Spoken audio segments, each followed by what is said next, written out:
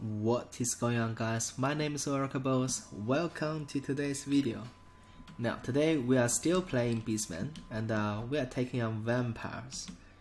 And the reason why I want to cast this battle is because that a lot of people saying that vampire is actually the hard counter to Beastman, and I really don't know why, because from my experience I have a lot of trouble commanding vampire to beat Beastman in the past, and I think I lost a lot of games against Beastman pretty badly, and I kind of know what sort of Beastman list I'm really gonna struggle against, and that's why I just picked this army. Anyways, let's check my opponent's army first. So we got a little death ball here. Consists of 1, 2, 3, 4, 5 zombies and 2 skeletons, and also the tide, right? Is that the tide? I think so. Yeah, the tide. So 6 zombie units and 2 skeleton warriors, alongside with it's really hard, a necromancer, and the necromancer is actually rocking Forbidden Rot, Scroll of Shielding, Raise Death, Curse of Undeath, and Master of Death. And then we got a Mortis Engine, and that's the blob here. And on the flank we have a Strigo King, a Strigo Vampire Lord. These guys are the new DLC stuff, and he's rocking the Kings of Ushoran.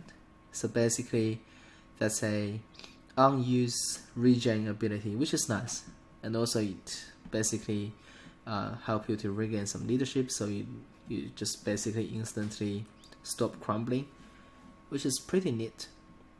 And then he's also rocking the Claw of Mokai, which is plus 40% AP damage. Wow, that's insane.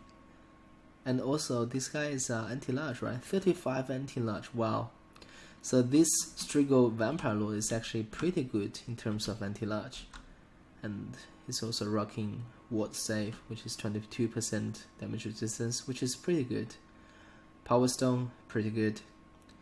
Command of Unleaving, so basically if you cast that, you're gonna summon a Crypt Ghoul. If you overcast it, you're gonna summon a Crypt Horror, which is nice. Invocation of the Heck, Mandatory. Spiritish, wow, very good. And then that's the breath, and that's it. And also he's also rocking a Terrorgeist on the right flank, and also 2 units of Blood Knights. And that's it, that's the army. And hold on a sec, as the army advancing, we're gonna introduce the Beastman army. So I have 2 units of Centigo Throwing Axes at the front. I have 3 units of Bastigo Herds in the front as well as the infantry. And then I have 1, 2, 3, 4, 5 units of Ungor Spearman Herds. And then for my leadership, I have the Mogre. No, that's actually a Beast Lord on foot. Alright. With Totem of Rust and Primal Fury, that's mandatory. Yeah, just the Totem of Wrath. And then I have these guys, Sons of Goros. I think these guys are very good in this matchup because they do magic attack.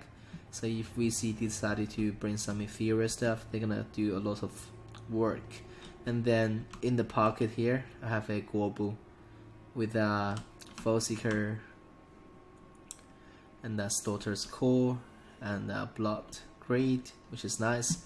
And then at the back I also have 4 units of Ungor Raiders, which is basic archers from Beastman roster. And then I also have a Brashama Beast on foot. He's rocking Jagged Dagger, Transmutation of Kadong, Flock of Doom, and Wild Heart. And that's my army. And let's put back to the normal speed. Initially, I'm just gonna go in and do some hurt to the vampires. And the vampires is actually pushing in as well, which is quite nice. And I also like the theme music of vampires. Okay, it seems like this Blood Knights is gonna be the target. But the thing about Blood Knights is that they're not gonna take a lot of damage, because they have this trait here, the Flag of Blood Keep, which basically gives them plus 22% missile resistance. And on top of the shield, which is 30%, they are actually rocking 52% of missile resistance. So which is quite good. This is the reason why you want to pick those Blood Knights. And also they have immune to psychology, I don't know why. But it seems like that's the idea. Terrorgeist is actually trying to give these Sentinels a little bit harass, but Sentinels are pretty fast. This Terrorgeist is not gonna catch them. There you go. This Terrorgeist just took a bazillion of axes in the face, and dropped about a little bit health. And then basically I just chipped away a little bit health from both of them. And right now I realize that I'm not gonna do a lot of damage onto them. So let's just speed up a little bit, because this is just basically my opponent trying to push in with this Death Ball, and then I'm just trying to chip away some damage onto the Blood Knights and Terrorgeist, and also this Lord. But I think doing damage onto the Lord is not really that ideal. And then I believe there's a breath incoming, right? Should be. I'm not too sure. Oh, he's actually casting a Spirit Unleash onto the Gorbel, which is nice. And there's nothing I can do about it. I can shoot him, but again, Archer Fire is very easy to dodge, so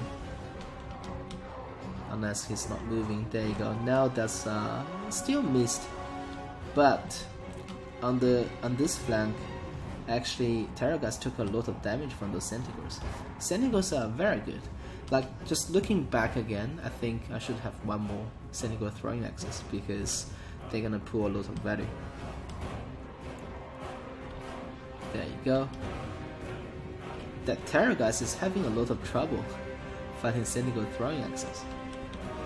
Let's basically speed up a little bit again. And the Terrorgeist actually killed one model of Sentinel throwing axis, which is nice. And then I actually summoned a Manticore. I'm not sure.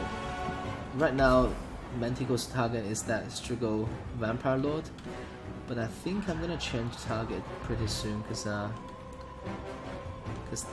Manticore is not gonna do any damage to them. There you go. Did a little bit damage, and then Sentinels are firing at, and all these archers are firing at the Mortis Engine now. And even the Manticore actually dived onto the Mortis Engine as well. There you go, did a touch of damage. And this Death Ball is rolling around. And the Blood Knights are coming hot. They actually got robbed a little bit by those Spearsmen. And Mortis Engine just pushing in really boldly. I'm not sure why. Gorbals are coming in as well.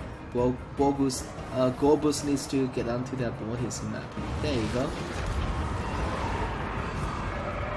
And then I'm not really engaging this Death Ball in melee. But wow, that was a lot of damage onto the Gorbal. And then that Strigil Vampire Lord is gonna dive onto my Gorbal, locking him down.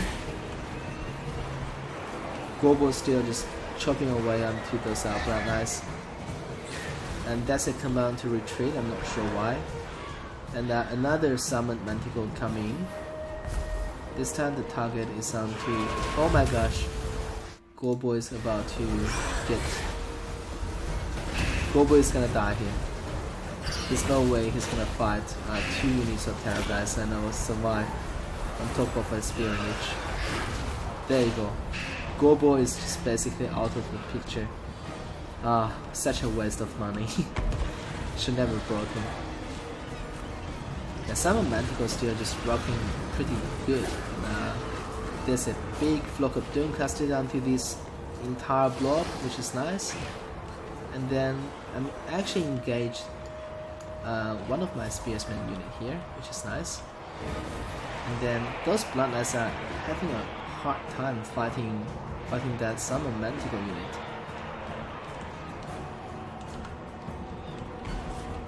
And then I believe my opponent is gonna basically trying to kill my Beast Lord here, which is currently a little bit out of position. But Bastic Goreherds, they are not bad in terms of fighting Blood Knights. They can do a lot of damage onto them. And then all my attention now is on this Strigo Vampire Lord now, because I believe Mortis engine was gone. And the Strigo Vampire Lord is currently taking heavy fire, like everybody is targeting him. And he's going to kill my Brave Shaman. I'm not sure whether that's achievable, because Sons of Goros are here. And Beast Lord took a lot of damage, but managed to survive as well here. And then this Blood Knight's not gonna do a whole lot. But here, that Brave Shaman is actually taking a lot of damage, which is kinda bad. These Basticor is just looking pretty chill here. I think they got routed initially. And these Terror guys and the Blood Knights is not doing so hard against all this infantry.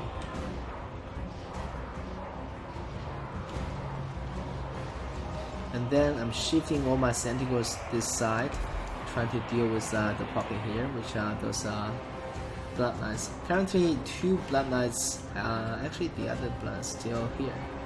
Still got 23 models left. And that was a big breath coming in, killed a lot of Ungor Spears. But in the center I still got all these archers, which is kinda good. And there's another breath coming in, there you go. And that Terror guys actually did a lot of charge damage onto my Lord. And there you go, there's another charge, but the Lord actually currently got struck down. So this is why you put Lord on food, because if they got struck down, they're not gonna take a lot of damage. And then these Terror guys actually completely surrounded and by all these Sentinels. I'm not sure whether they're gonna get out of it. And here, like on the battlefield, you can see I still just got a lot of Beastman units left. Everybody is basically, except the global, I still have all my fighting units. And this Terror guys is having a world of trouble getting out. And all my archers now is all targeting this Strigo Vampire Lord. Blood Knights is about to go to completely get wiped out. Terror guys is actually taking a lot of damage. Strigo Vampire Lord is actually almost at his healing cap. And these archers are still just doing so good. That Strigo Vampire Lord is taking a lot of damage at the moment. And here, those Blood Knights, I really need to fight them. That's why I'm pushing with my Sentinels and just basically trying to get rid of them completely. And here I finally noticed those Basticors, and right now I just basically shift them back. And I still have all this basically reserve infantry unit, because you don't really want to send everything onto the death ball, otherwise you just get completely terror routed, because Beastmen really struggle in that leadership department. And then, oh my gosh, that breath actually did more damage onto the Strigo Vampire Lord than on my Beast Lord. And that Vampire Lord is about to die. There you go. I think with the death of that Vampire Lord, DC is not gonna have a lot of stuff left. That's a huge flock of Doom, by the way. And Sentigo is just basically fighting these Terror guys valiantly. And Terror guys actually died. The Strigo Vampire Lord actually just died there. And then on the battlefield, we see all crumbling, and it appears like Beastman actually won the day. And with that Necromancer gone, I think VC just lost the game.